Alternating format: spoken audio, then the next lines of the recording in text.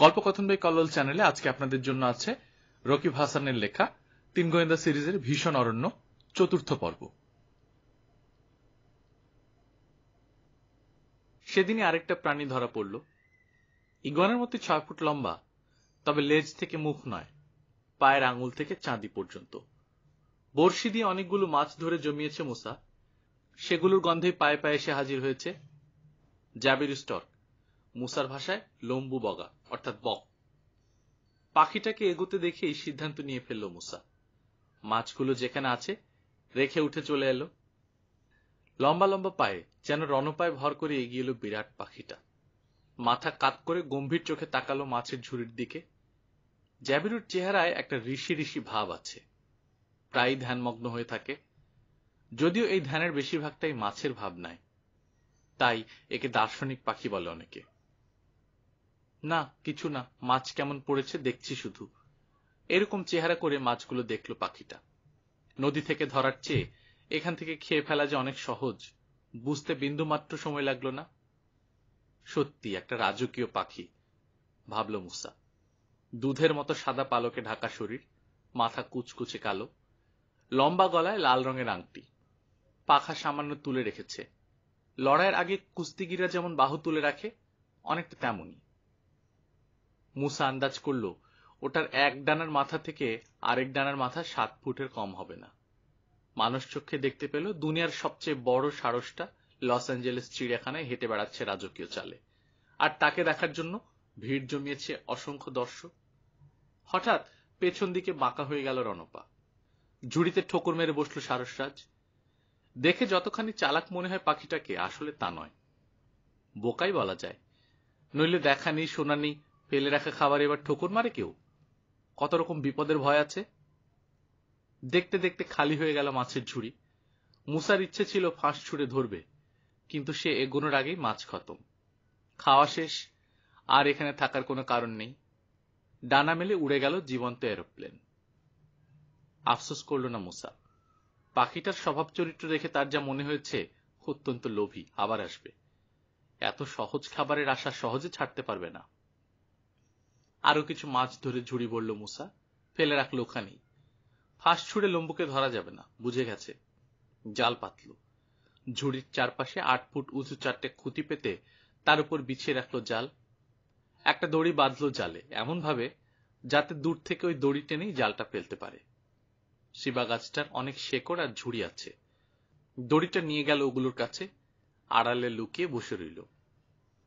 এই আসে করতে করতে দিনই ফুরিয়ে গেল। পাটে বসলো টকটকে লাল সূর্য। বগাটার আশা প্রায় ছেড়ে দিয়েছে মুসা। এই সময় আকাশে দেখা দিল ছড়ানো ডানা। সাঁ করে উড়ে এসে ঝুড়ির 20 ফুট দূরে নামলো লম্বুবান। আরে ঝুপড়ি এলো কোত্থেকে, ভাবলো যেন সারসটা। আগে তো ওটা ছিল না এখানে। ভাবনা দরকার। আচ্ছা দেখি ধ্যানে বসে। আশ্চর্য কৌশলে এক পায়ের উপর ভারী শরীরের ভর রেখে লম্বা ঠোঁটের আগা বুকের ফোলানো পালকে গুজে ধ্যানমগ্ন হলো সে। কিন্তু সামনে লোভনীয় খাবার থাকলে ধ্যান আর কতক্ষণ। যখন দেখলো ঝুড়িও নড়ে না, ঝুপড়িও নড়ে না, চুলোয় যাক ধ্যান বলে যেন ঠোঁট সোজা করলো সে। পলকে বেরিয়ে এলো আরেক পা, রণ পায়ে ভর দিয়ে এগোলো।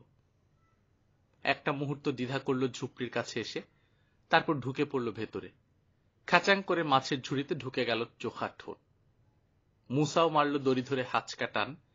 ঝুপ করে জালের চারদিক খুলে ছড়িয়ে পড়ল নিচে। উঠতে গেল সারস এবং দ্বিতীয় ভুলটা করল, জড়িয়ে পড়ল জালে। আঙুল, ডানার মাথা, ঠোঁট ঢুকে গেল জালের খোপে। ছুটাতে গিয়ে আরো জড়ালো। ছেঁড়া বালিশের তুলার মতো বাতাসে উঠতে থাকলো সাদা পালক। থামল না পাখিটা, যেভাবে ঝাপটাঝাপটি করছে জাল ছিঁড়তে দেরি হবে না। কিশোর আর রবিন এসে দাঁড়িয়েছে। দূর থেকে দেখছেন মিস্টার আমান, বললেন, জলদি পা বাঁধো। ছুটে গিয়ে দড়ির বান্ডেল নিয়ে এলো মুসা। কিশোর আর রবিন এগোলো তাকে সাহায্য করতে। প্রথমেই পেটে সারসের জঘন্য লাথি খেল রবিন।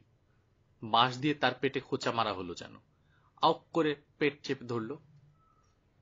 লাথি খেয়ে তার জেদ গেল বেড়ে। যে পায়ে লাথি মেরেছে সারসের সেই পাটা দুহাতে চেপে ধরল। দড়ির এক মাথায় গিট দিয়ে ফাঁস বানিয়ে ফেলেছে কিশোর।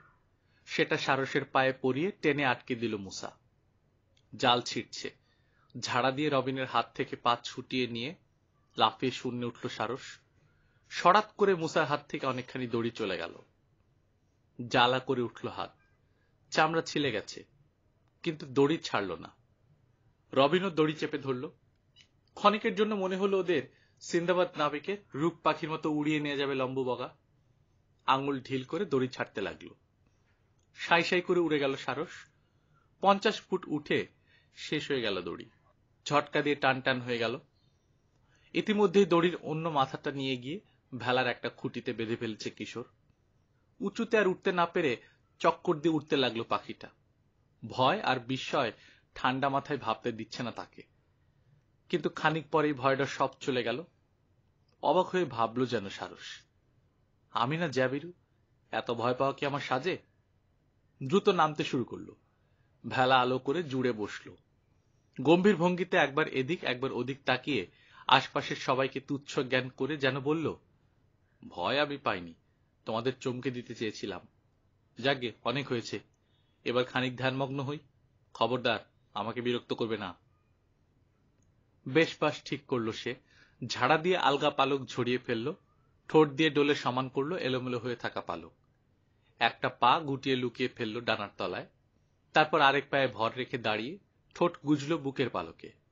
ধ্যানমগ্ন হলেন দার্শনিক। পরদিন সকালে অ্যামাজনে বজরা ভাসালো অভিযাত্রীরা। কিশোর সাজলো ক্যাপ্টেন, মুসা ফার্স্ট মেট আর রবিন স্টুয়ার্ট। মিস্টার আমানের দুর্বলতা কাটছে না। চিন্তিত হয়ে পড়ছে ছেলেরা। বিষের ক্রিয়া কাটেনি, এটা পরিষ্কার। তাকে নিয়ে কি করবে বুঝতে পারছে না ওরা।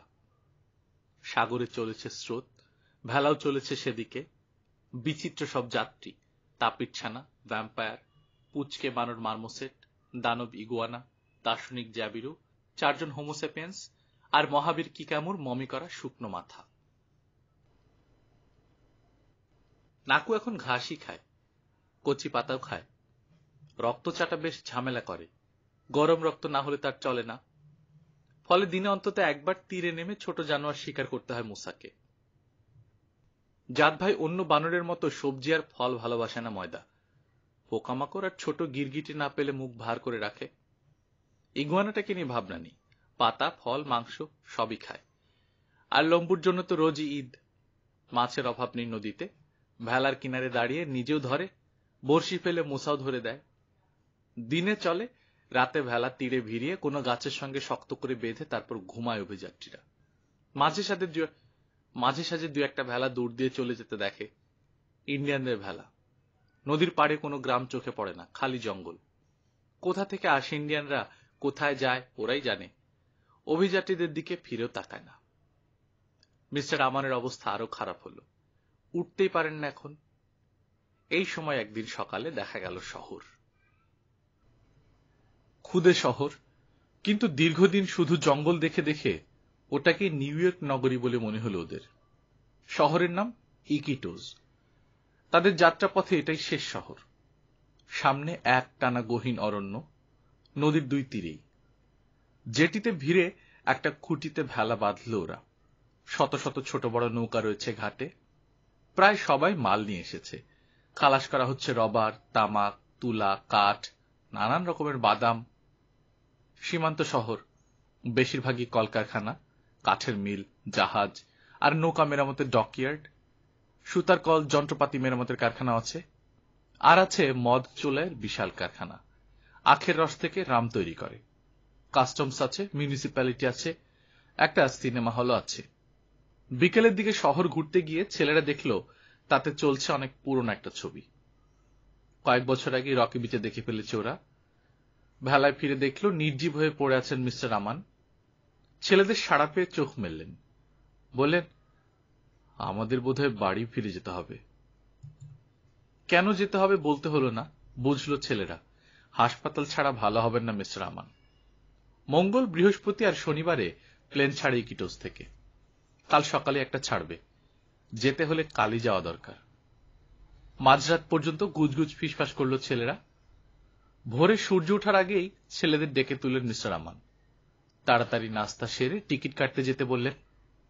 খেতে খেতে মুসা বলল, বাবা, একটা টিকিট কাটলেই চলবে। মানে?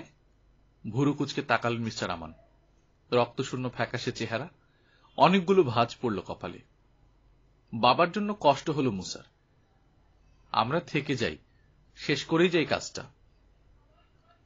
না, পারবে না, তোমরা সবাই ছেলে মানুষ। কেন পারবো না আঙ্কেল?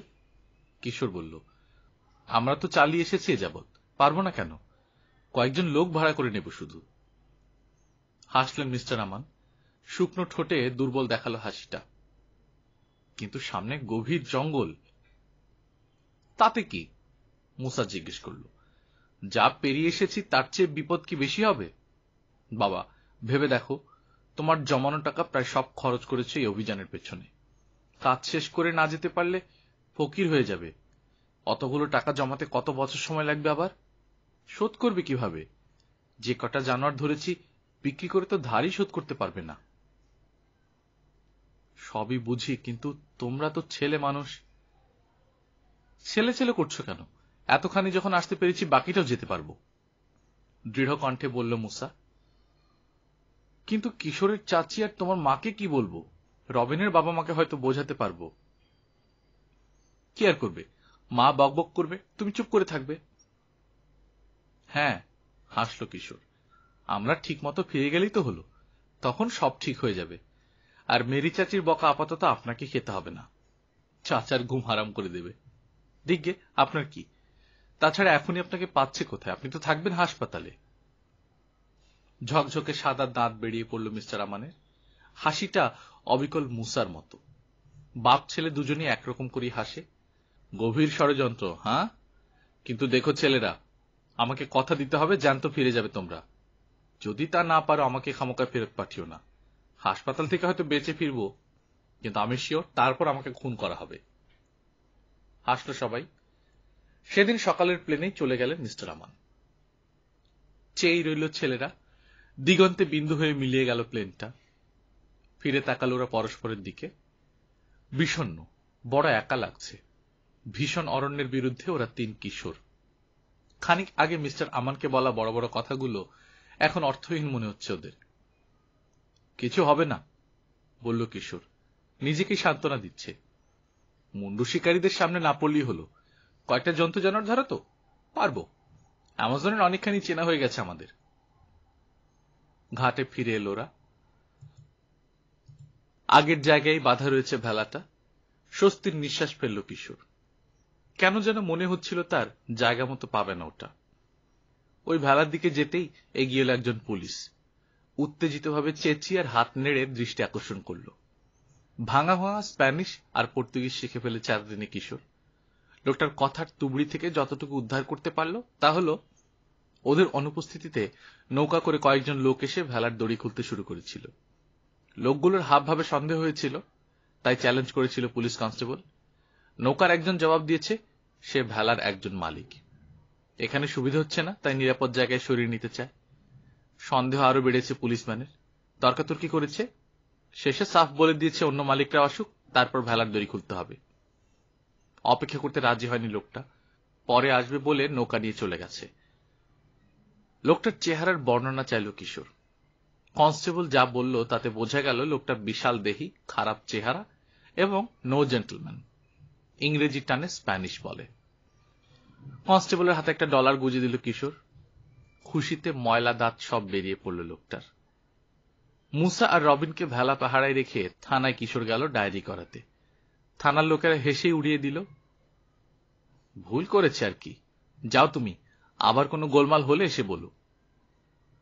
পরিষ্কার বুঝল কিশোর, আবার কিছু হলে তাদেরকেই সামলাতে হবে।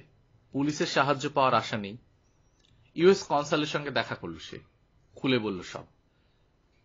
শুধু চেহারার ওই বর্ণনা দিয়ে এখানে ধরা যাবে না কাউকে, কনসাল বললেন। ওরকম চেহারার অনেক আছে, দেখো তোমরা যদি খুঁজে বের করতে পারো। কিন্তু তাহলেও কিছু করার নেই।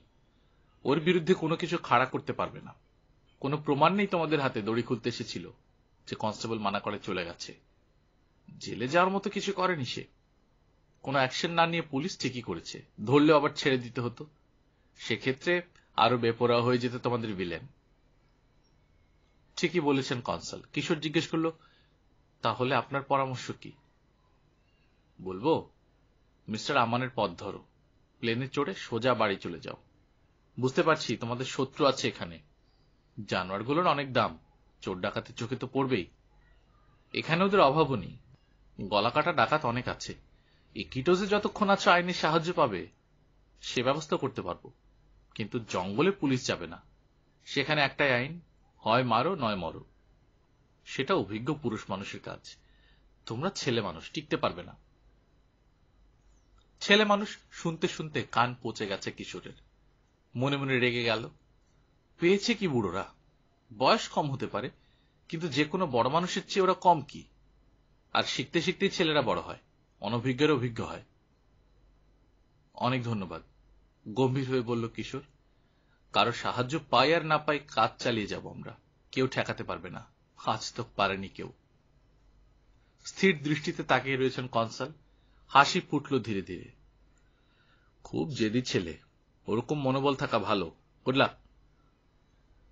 কনসালের অফিস থেকে বেরোলো কিশোর। জেটিতে পৌঁছে দেখলো ভেলায় টহল দিচ্ছে রবিন আর মুসা। দুজনের হাতেই রাইফেল। মুসার কোমরের ডান পাশে ঝোলানো খাপে ভরা পিস্তল, তার বাবার কোল্ট 45। বাঁ পাশে বিরাট ছুরি, রবিনের কোমরে শুধু ছুরি। ভেলার কাছে খালি এসে দেখো, দেখাবো মজা, এমন ভাবভঙ্গি। আসলে ভয়ে কাতর হয়ে আছে দুজনে। কিশোরকে দেখে হাঁপ ছাড়ল। কাজ হলো? জিজ্ঞেস করল মুসা। না, যা করার আমাদেরই করতে হবে। সে ভয় করছি, পারবো? দেখা যাক পারি কিনা। আগে থেকে কেঁচো হয়ে গিয়ে লাভ নেই। যাত্রার জন্য তৈরি হতে লাগলো ওরা। নদীর উজানে ভেলা দিয়ে মোটামুটি কাজ চলেছে, কিন্তু ভাটিতে যেখানে স্রোত বেশি, ঝড় তুফানেরও ভয়, সেখানে এই জিনিস টিকবে না। ভালো বড় নৌকা দরকার। জাগুয়ার কিংবা অ্যানাকোন্ডার মতো বড় ভারী জীব রাখতে হলে অনেক বেশি জায়গা প্রয়োজন, আর বড় নৌকা চালানোর জন্য মাল্লাও লাগবে। সেই পুলিশ কনস্টেবলকে আবার দেখা গেল জেটির কাছে। বোধহয় আবার ডিউটি পড়েছে এদিকে। মুসা আর রবিনকে ভেলায় রেখে তীরে উঠল কিশোর। পুলিশম্যানকে ভেলার দিকে নজর রাখতে বলে চলল ডকইয়ার্ডের অফিসে নৌকা কিনতে।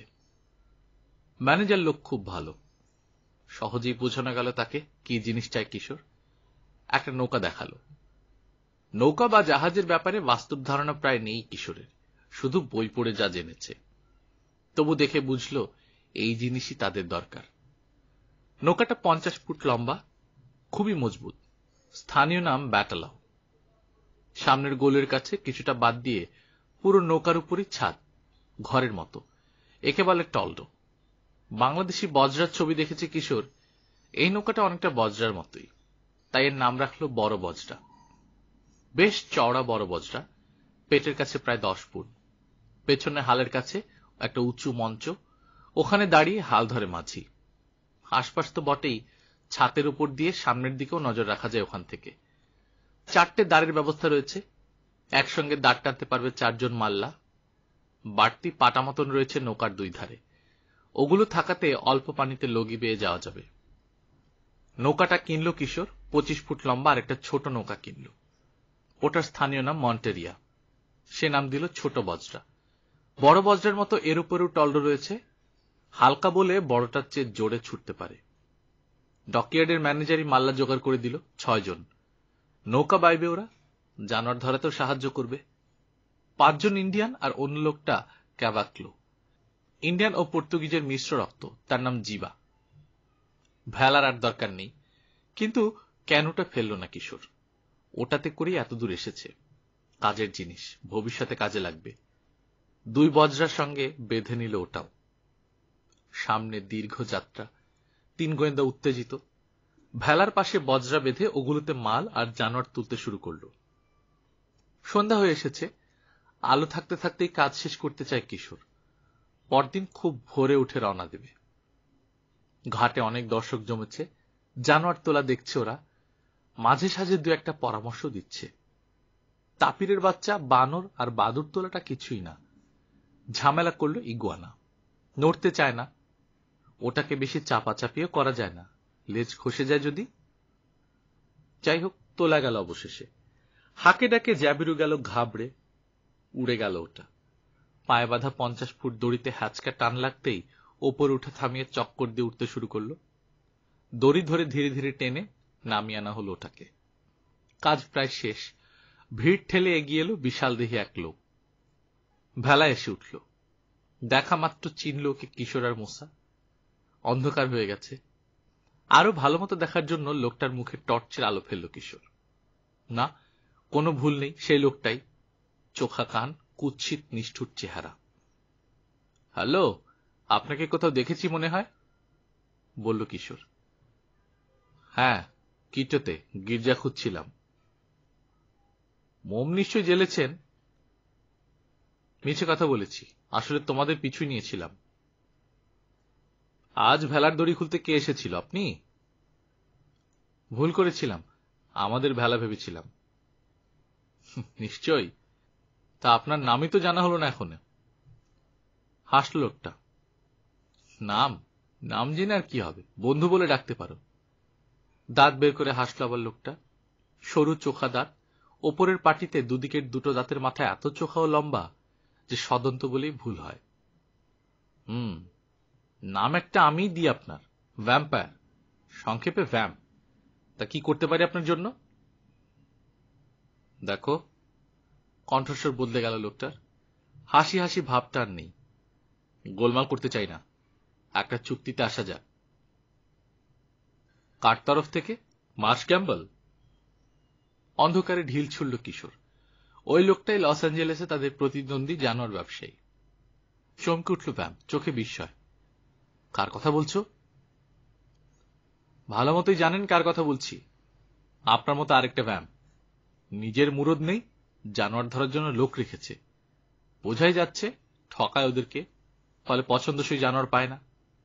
এখন আরো একটা ব্যাপার পরিষ্কার, অন্যের জিনিস ছিনিয়েও নেয়, আবার ডাকাত পোষে সেজন্য। জ্বলে উঠল ভ্যাম্পের চোখ। দেখো, কণ্ঠস্বর স্বাভাবিক রাখতে কষ্ট হচ্ছে তার। ছিনিয়ে নেব বলিনি আমি। না, চুরি করতে এসেছিলেন দুপুরবেলা। বেশি ফ্যাচ ফ্যাচ করো না ছেলে, যা বলছি শোনো। জানোয়ারগুলো বিক্রি করে দাও আমার কাছে। কত দেবেন? $1000। মুচকি হাসল কিশোর, জবাব দিল না। 2000? 10,000-এও না, 20,000 দিতে যে কেউ রাজি হবে। আর এক আধলাও দেব না। 2, ব্যাস। পথ দেখতে পারেন তাহলে। পস্তাবে খোকা, বলে দিলাম। ভালো চাও তো দিয়ে দাও। শার্টের হাতা গুটিয়ে এগিয়ে এলো মুসা। আরেক পাশ থেকে রবিন এগোলো, হাতে শটগান। ব্যাটাকে পানিতে ফেলে দেব? কিশোরের দিকে চেয়ে জিজ্ঞেস করলো মুসা। ভ্যাম্পের লাল চোখ টকটকে হয়ে গেল। ইঁদুরের বাচ্চারা, দেখাবো, দাঁড়া, দেখাবো তোদের মজা। সোজা আঙ্গুলে ঘি যখন উঠল না, বাঁকাই করতে হবে। থাবা দিয়ে রবিনের হাত থেকে শটগানটা ছিনিয়ে নিল মুসা। নামো, নইলে খোড়া হয়ে যাবে জন্মের মতো। দুপদাপ করে নেমে গেল ভ্যাম্প। জনতার ভিড় ঠেলে হারিয়ে গেল ওপাশে। নিচু স্বরে রবিন বলল, আবার আসবে সকালের আগেই। আমিও তাই ভাবছি, কিশোর বলল। রাতেই আসবে, কিংবা আমাদের পিছু নেবে সকালে। কি করব তাহলে? উপায় একটাই।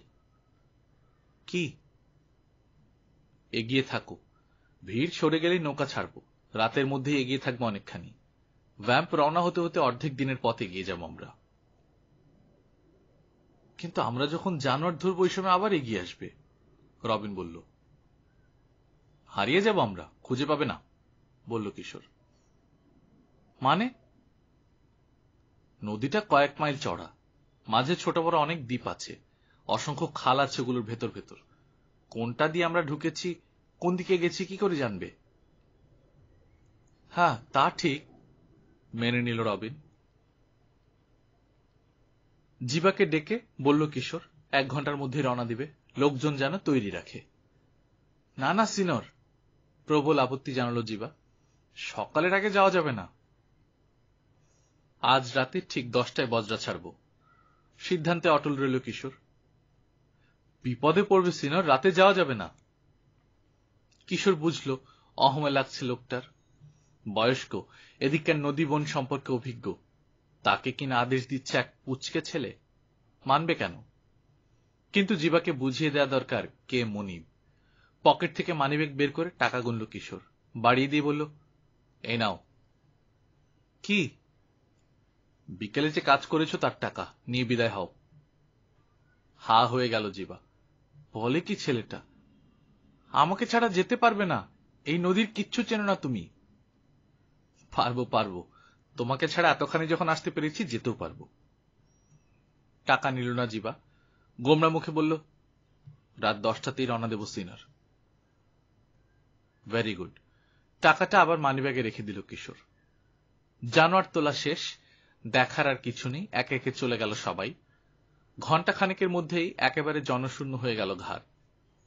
নিঃশব্দে নোঙর তুলল 3টে নৌকা, ভেসে পড়ল অ্যামাজনের স্রোতে। পেছনে পড়ে থাকলো ভেলাটা, শূন্য, রিক্ত। ভ্যাম্প মিয়া ভেলা চেয়েছিল, নিয়ে যাক এখন, হেসে বলল মুসা। মঞ্চে হাল ধরে দাঁড়িয়েছে জীবা, দাঁড় বাইছে 4 জন ইন্ডিয়ান। একজনকে সরিয়ে দিয়ে তার জায়গায় নিল কিশোর। অধীনস্থদের বোঝানো দরকার মনিবেরা কাজের লোক। ছোট বজরায় গিয়ে 2 জন মাল্লার সঙ্গে দাঁড় টানায় যোগ দিল মুসা। রবিন গেল কফি বানাতে। বড় বজরাটার টলডই রাখা হয়েছে জানোয়ারগুলোকে। খাঁচার ছাদ থেকে চুপচাপ ঝুলে রয়েছে রক্তচাটা, বসে বসে ঝিমুচ্ছে ময়দা। নৌকা জোরে দুললেই মৃদু কিচকিচ করে উঠছে। খানিক পরপরই এসে দরজার বাইরে নাক বের করছে নাকু। নৌকার দুলুনি তার ভালো লাগছে না। ভীতু ঘোড়ার বাচ্চার মতো চিচি করে প্রতিবাদ জানিয়ে ফিরে যাচ্ছে আবার তার নিজের ঘাস পাতার বিছানায়। কুড়ের বাচ্চা ডাইনোসর একদম চুপ, পাটাতনে শুয়ে গভীর নিদ্রায় অচেতন। এক পায়ে ভর রেখে ঘরের কোণে ধ্যানমগ্ন হয়ে আছে লম্বু দার্শনিক। দুনিয়ার আর কোনো খেয়ালই যেন নেই তার। মাস্তলে ঝুলছে চুলে বাঁধা কিকামু, তারার দিকে চেয়ে মাথা নাড়ছে যেন আপন মনে। আবছা অন্ধকার আকাশ থেকে যেন ঝুলে রয়েছে কৃষ্ণপক্ষের এক টুকরো খোয়া চাঁদ, ক্লান্ত, বিষণ্ণ, ভুতুড়ে হলদে আলো ছড়াচ্ছে। আধার তো কাটছেই না, কেমন যেন আরো রহস্যময় হয়ে উঠেছে। চাঁদের দিকে তাকাতে সাহস করছে না মুসা, গা ছমছম করে। কিশোর দাঁড় টানায় এত ব্যস্ত, থাকানোর সময় নেই। পাশের বন থেকে ভেসে এলো রক্ত জমাট করা ভয়ানক গর্জন। না, ঠিক যে নয়। শুনে মনে হয় মরণ যুদ্ধে মেতেছে একপাল ভয়াল নেকড়ে কিংবা ভীষণ সিংহ। কিন্তু কিশোর জানে ওটা নেকড়েও নয়, সিংহও নয়, এক জাতের বানরের ডাক। নিশার ফুরফুরে বাতাসে মাতারা হয়ে দরাজ গলায় গান ধরেছে গুটি কয়েক হাওলার মাংকি। সাধারণ কুকুরের চেয়ে বড় নয়, অথচ গলায় এত জোর 3 মাইল দূর থেকেও শোনা যায় চিৎকার। মানুষের স্নায়ুর উপর খুব খারাপ প্রতিক্রিয়া করে ওই শব্দ। একজন ন্যাচারালিস্টের কথা মনে পড়ল। তিনি লিখেছেন, ডাকটা যেদিন প্রথম শুনলাম মনে হলো বনের ভেতর মরিয়া হয়ে লড়াইয়ে নেমেছে অ্যামাজনের সমস্ত জাগুয়ার। তার বিশ্বাস হিংস্রতার দিক থেকে বেবুনের পরেই হাওলার মাংকি। এমনিতে মানুষকে ভয় করে, কিন্তু আক্রান্ত হলে ভয়ানক হয়ে ওঠে ওরা। চোয়ালে অসাধারণ জোর। একবার নাকি এক ভ্রমণকারীর শটগানের নল কামড়ে চ্যাপ্টা করে দিয়েছিল এক হাওলার। হাওলারের গর্জন থামলে কানে আসে হাজারো লাখো ব্যাঙের কোলাহল। এরই মাঝে খুব আবছাভাবে শোনা যায় নিঃসঙ্গ কুমিরের কান্নার মতো ডাক, শিংওয়ালা প্যাঁচার তীক্ষ্ণ কর্কশ চিৎকার, তাপিরের হ্রেষারব, পেকারির ঘোঁত ঘোঁত, আরো নানা রকম অজানা জীবের বিচিত্র সব ডাক শোনা যাচ্ছে। সবকিছু ছাপিয়ে মাঝে মাঝে কেসে উঠছে কিংবা ধমক দিচ্ছে জাগুয়ার। ক্ষণিকের জন্য চুপ হয়ে যাচ্ছে সবাই। খানিক পরে আবার শুরু করেছে হট্টগোল। বাতাসের বেগ বাড়ল। পাল তোলার নির্দেশ দিল কিশোর। প্রতিবাদ জানালো জীবা। অন্ধকার নদীর বাঁকে ঘাপটি মেরে আছে বিপদ, কালো পাথরের চোখা চাঙড়, বালির ডুবো চর, ভেসে যাওয়া কাঠের গুড়ি। ওসব জানা আছে কিশোরের। ওগুলোতে লাগলে কি সর্বনাশ হবে তাও বুঝতে পারছে। কিন্তু ভ্যাম্পের কাছ থেকে সরে যেতে হলে ঝুঁকি না নিয়ে উপায় নেই। হুঁশে উঠল পাল। সেই সঙ্গে দাঁড়বাও চলছে, তার উপর ভাটিয়াল স্রোত। তরতর করে ছুটে চলল নৌবহর। দুবার ঘষা লাগলো বালির চড়ায়।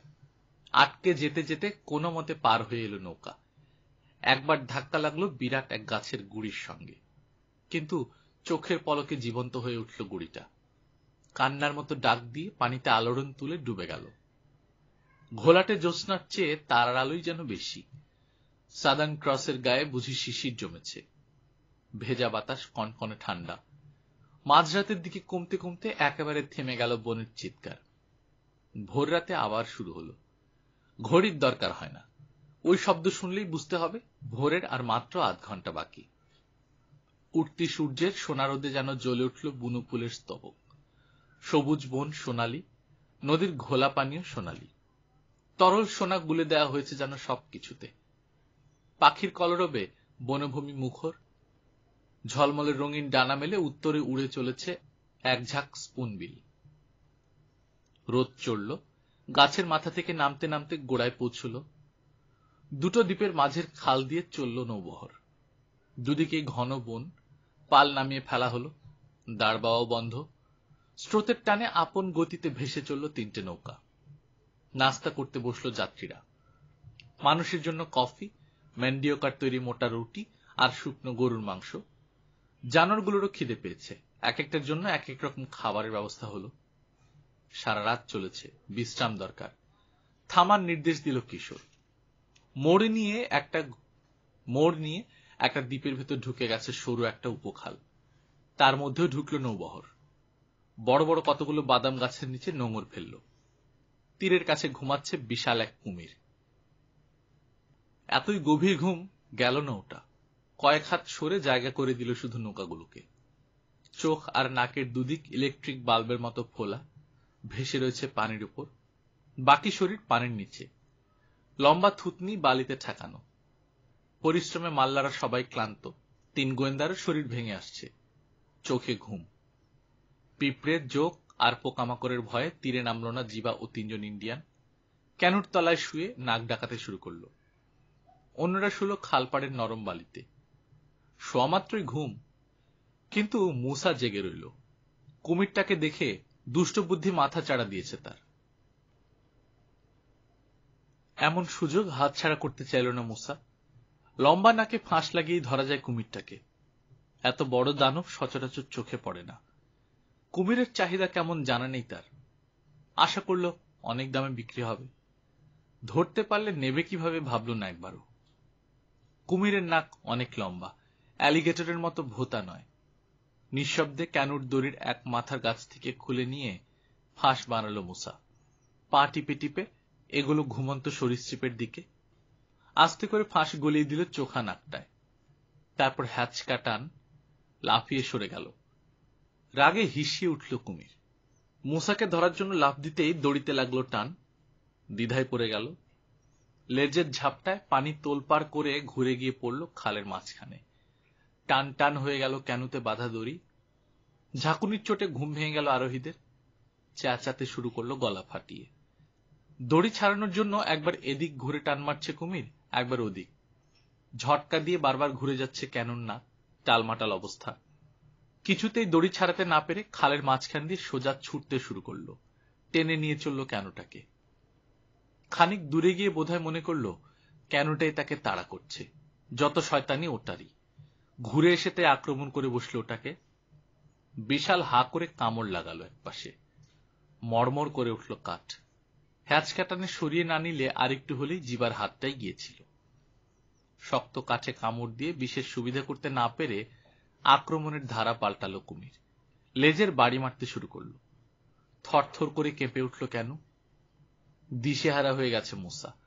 চেঁচামেচিতে অন্যদেরও ঘুম ভেঙেছে। লাফিয়ে গিয়ে মন্টিরেতে উঠেছে সবাই। মুসা উঠল। কেনুর দিকে ছুটল নৌকা। কিছুতেই দড়ি খসাতে না পেরে আবার ছুটেছে সোজা কুমির। ধরা যাবে না ওই দানবকে। দড়িটা কাটতে পারলে এখন বাঁচা যায়। ছুরি বের করলো জিবা, কিন্তু দড়ি কাটার আগেই ডুব দিল কুমির। পানি ওখানে গভীর। টানের চোটে ক্যানুর গলুই গেল ডুবে। খাড়া হয়ে গেল আরেক গলুই। ঝুপঝাপ করে পানিতে পড়ল মানুষেরা। হাত পা ছুটছে অসহায় ভঙ্গিতে, আতঙ্কে চিৎকার করছে। তাদের সঙ্গে পাল্লা দিয়ে চেঁচিয়ে উঠল পাশের বনের বানর আর পাখির দল। সর্বনাশ, পানিতে খ্যাপা কুমিরের সঙ্গে 4 জন মানুষ। রাইফেল তুলল মুসা। না না, চেঁচিয়ে উঠল কিশোর। কার গায়ে লাগে ঠিক নেই। কি করব তাহলে? দড়ি কাটতে হবে, ছাড়া পেলে হয়তো পালাবে, আর কোন উপায় নেই। দ্রুত মনস্থির করে নিল মুসা, অঘটন সে ঘটিয়েছে, তাকেই করতে হবে যা করার। রাইফেল রেখে একটানে কোমর থেকে ছুরি খুলে নিয়ে ডাইভ দিয়ে পড়ল পানিতে। ভয়ে চেঁচিয়ে উঠল রবিন। পানিতে রক্ত, জিবা আর তার দুই সঙ্গীর মাথা দেখা যাচ্ছে পানির উপরে। আরেকজন নেই। কুমিরে টেনে নিল। দড়িতে ঢিল পড়েছে, কাত হয়ে ভেসে উঠল কেন। দড়িতে পোঁচ মারল মুসা।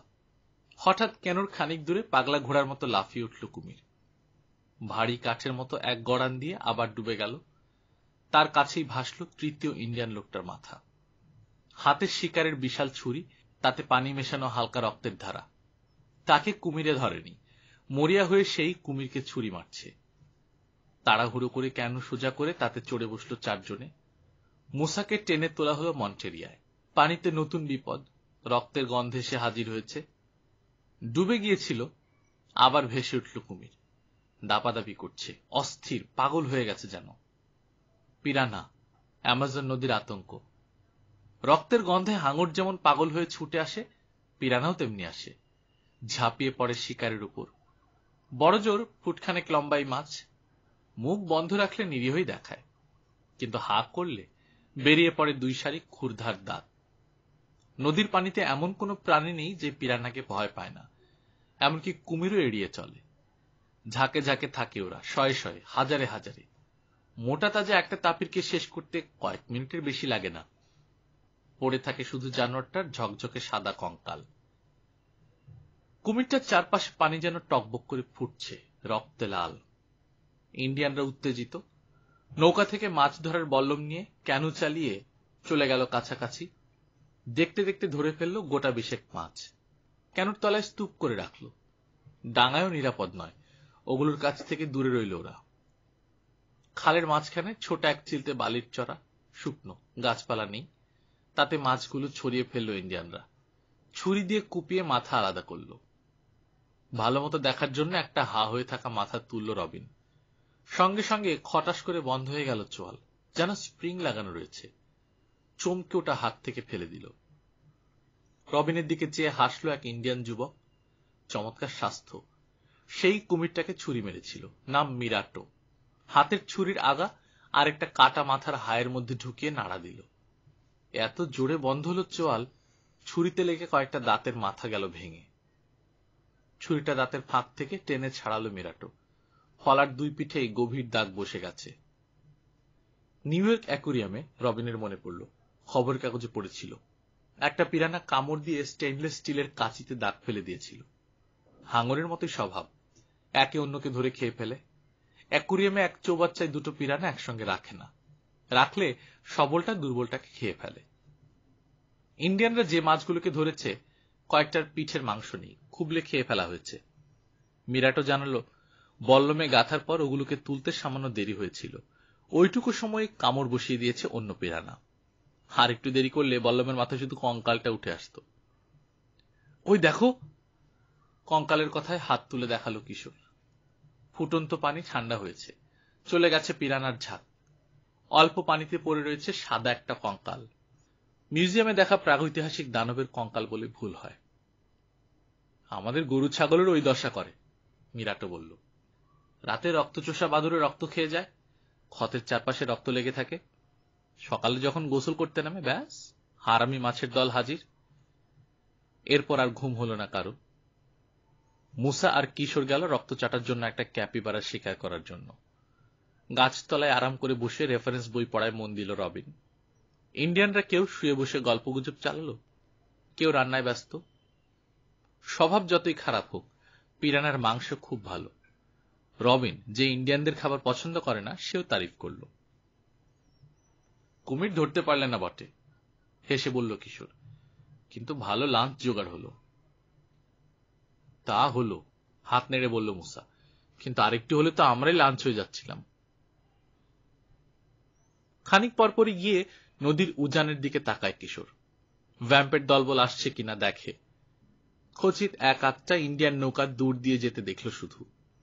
হয়তো এখনো আসেনি ভ্যাম্প, কিংবা এলেও দ্বীপ আর গাছপালার ওধার দিয়ে চলে গেছে, অভিযাত্রীদের দেখেনি। চলে গেলেও যে আবার ফিরে আসবে না ভালো মতো দেখার জন্য, সেটা বলা যায় না। নিশ্চিন্ত হওয়ার উপায় নেই। রাইফেল বন্দুক আছে অভিজাতীদের কাছে, তবে তারা তিনজনই ছেলে মানুষ। ইন্ডিয়ানদের কাছে রয়েছে শুধু তীরধনুক আর বল্লম, গোটা 2 ব্লোগানও আছে, কিন্তু লড়াই লাগলে ভ্যাম্পের গলা কাটা ডাকাতদের সঙ্গে পারবে না ওই অস্ত্র দিয়ে। তার মানে লুকিয়ে থাকতে হবে, এই খাল পাড়েই কাটাতে হবে দিনটা। রাতের আগে বেরোনো উচিত হবে না। রাতে চলতে অসুবিধা হবে, কিন্তু উপায় কি? ভরপেট খেয়ে খালের পাড়ে শুয়ে নাক ডাকাচ্ছে ইন্ডিয়ানরা। কেন তো শোয়ার সাহস নেই কারো। কুমিরের পেটে যাওয়ার চেয়ে পোকামাকড়ের কামড় খাওয়া অনেক ভালো। 3 গোয়েন্দাও শুয়ে পড়ল। সবাই গভীর ঘুমে অচেতন। মহিলার আগমন তাই কেউ টের পেল না। এত সুন্দরী, অথচ তাকে দেখার জন্য কেউ জেগে নেই।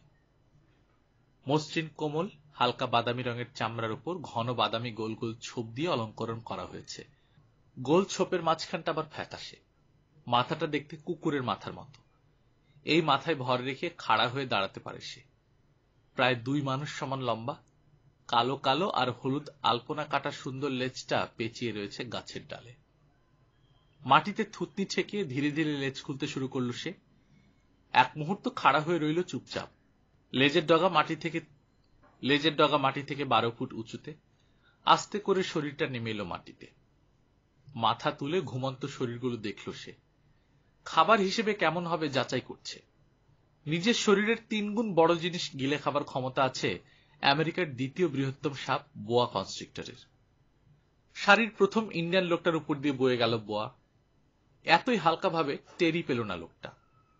পরের জন, তার পরের জন করতে করতে এসে থামল রবিনের উপর। দেখা গেল গেলা হয়তো যায়, কিন্তু হজম করতে লাগবে কমপক্ষে 6 হপ্তাহ। না, এত ভারী খাবার খেয়ে আরাম নেই। ছোট কিছু দরকার। বড় বজ্রা থেকে মৃদু একটা শব্দ আসছে। ফিরে তাকালো বোয়া। মাস্তলের উপর কিকামোর চুল নিয়ে খেলা করছে ময়দা। রবিনকে ডিঙিয়ে এলো বোয়া। কিশোর আর মুসার দিকে ফিরেও তাকালো না। খোলা জায়গাটুকু নিঃশব্দে পেরিয়ে এসে উঠল বজ্রায়। থেমে দার্শনিককে দেখল। মাংস টাংস ভালোই, পেটও ভরবে, কিন্তু লম্বা লম্বা শুটকো ঠ্যাং আর হাড্ডি সর্বস্ব বিশাল ঠোঁটটা নিয়ে ভালোই ঝামেলা। পালক সহ শরীরটা গিলতে পারলেও পা দুটো বেরিয়ে থাকবে মুখের বাইরে। আর ঠোঁটের মধ্যে না আছে মাংস, না রক্ত, না কোনো প্রোটিন। বরং ভেতরে গিয়ে পাকস্থলী ফুটো করে দেওয়ার যথেষ্ট সম্ভাবনা আছে। ধরতে গেলেই ঠোকর খেয়ে শরীরের কয়েক জায়গায় ফুটো করে নিতে হবে আগে। থাকবে, কে যায় ঝামেলা করতে। মাস্তুলের উপরে রসালো নাস্তার দিকে আবার তাকালো বোয়া। সাপটাকে ময়দাও দেখেছে। তাড়াহুড়ো করে উঠে গেল মাস্তুলের মাথায়। মাস্তুলের গা মসৃণ, পিচ্ছিল, কিন্তু বোয়ার নাম খামোখা কনস্ট্রিক্টর রাখা হয়নি। কোন জিনিসকে শক্ত করে জড়িয়ে ধরে রাখায় তার জুড়ি মেলা ভার। মাস্তুল বেয়ে স্বচ্ছন্দে উঠতে শুরু করল সে। চোখ বড় বড় করে নীরবে চেয়ে রইল ময়দা। যেন বোয়ার ঠান্ডা শীতল চোখ সম্মোহিত করে ফেলেছে তাকে। কিকামোর দিকে তাকালোও না বোয়া। আলগোছে পেরিয়ে এলো। বিরাট হা করে গিলতেল ময়দাকে। শেষ মুহূর্তে যেন সংবিত ফিরে পেল ময়দা। প্রকাণ্ড একটা লাফ দিয়ে গিয়ে নামলো টলডোর ছাতে। যেন কিছুই হয়নি এমন ভঙ্গিতে আবার নামতে শুরু করলো বোয়া। এমন কিছু ঘটতে পারে জানা ছিল বোধহয়। বাতাসে জোরে জোরে দুলছে এখন কিকামো।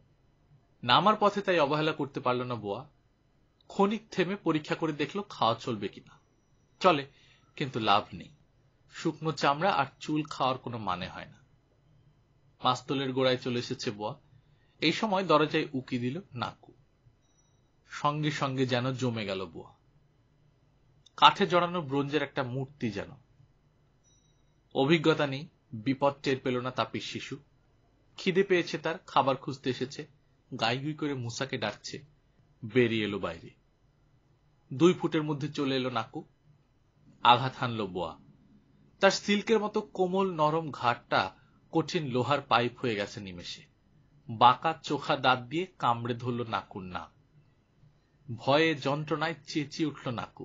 জাগিয়ে দিল পাড়ের ঘুমন্ত মানুষগুলোকে। বন্দুক হাতে দৌড়ে এলো কিশোর, কিন্তু সাপটাকে দেখে থেমে গেল। গুলি করা চলবে না, জ্যান্ত ধরতে পারলে দারুণ হবে। দ্বিধায় পড়ে গেল। নাকুকে হারাতেও রাজি নয়। গল্পকথন বাই কল্লোল চ্যানেলে আপনারা শুনছিলেন রকিব হাসানের লেখা 3 গোয়েন্দা সিরিজের ভীষণ অরণ্য, আজ 4র্থ পর্ব। আমরা নিয়মিত গল্প পাঠ করে শোনাচ্ছি। আপনারা যারা প্রথমবার মতো শুনছেন কাইন্ডলি সাবস্ক্রাইব করে নেবেন। নিজে ভালো থাকবেন, আশেপাশের লোকজনকে ভালো রাখবেন। টাটা।